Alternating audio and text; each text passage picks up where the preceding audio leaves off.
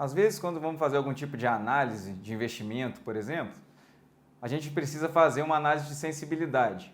Por exemplo, vou fazer um investimento que a inflação possa influenciar nesse investimento.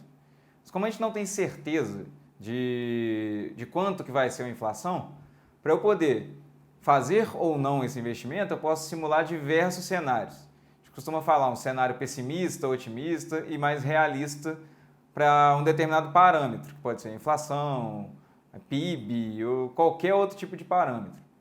O Excel ele tem uma ferramenta para ajudar a gente a gerenciar esses cenários que a gente vai fazer para uma determinada variável.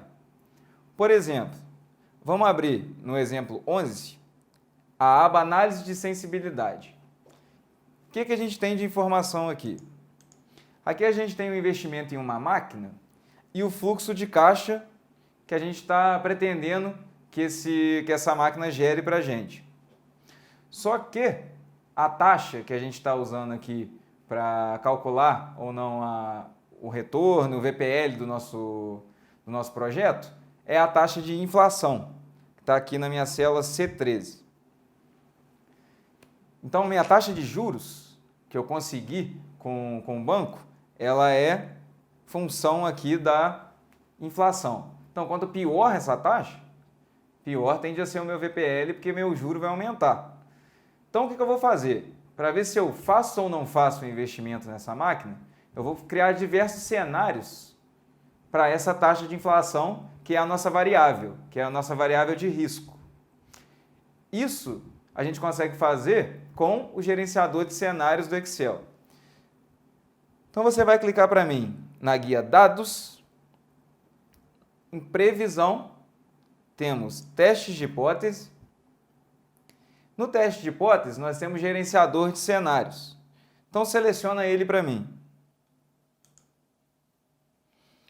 Abriu a minha caixinha de gerenciador de cenários, onde a gente vai criar diversos cenários para a minha inflação. Então, vamos primeiro clicar no botão para adicionar um cenário. Adicionei, apareceu a minha caixinha aqui de adicionar cenário. Nós vamos adicionar 3 cenários para esse nosso investimento. Um cenário otimista, um cenário pessimista e um cenário provável. Então, chama o meu cenário aqui de otimista. Então, eu vou chamar o nome do meu cenário de otimista. A minha célula variável vai ser a inflação, que está na célula C13. Então, beleza, meu cenário otimista eu vou variar a minha célula C13. Vou dar OK. Qual que é o meu cenário otimista aqui? Que a minha inflação vai ficar em 4%, ou seja, vai ficar em 0,04.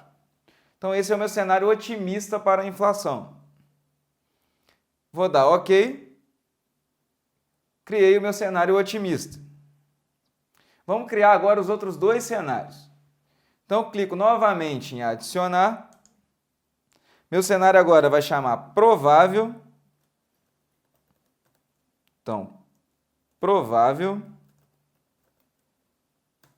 A minha célula é a célula C13, que é a inflação. Vou dar OK. E agora, ela é de 0,06. 6% aí, a taxa provável de inflação. E, por fim, um outro cenário, que é o cenário pessimista, que a gente vai colocar 8% no nosso cenário pessimista. Então, você vai mandar adicionar um último cenário chamado pessimista, da célula C13, que é a inflação. Vou dar o OK. E o meu pessimista agora é de 0,08, que é o 8% de inflação. Tenho OK. No meu gerenciador de cenário agora, eu posso ir mandando mostrar qual o cenário eu selecionar. Então, cenário provável. Mandei mostrar. No cenário provável, meu VPL caiu aqui na célula C17 para 893. No cenário pessimista, de 8%, também tenho aqui agora um valor negativo de VPL. Então, esse nosso investimento, caso ele se consolide uma inflação no cenário pessimista, a gente tem perda de dinheiro, a gente tem prejuízo aqui. Então, a gente tem que ver se vai valer o risco ou não de fazer o nosso investimento. E o Excel, para a gente controlar essas opções que a gente fez, tem o gerenciador de cenários.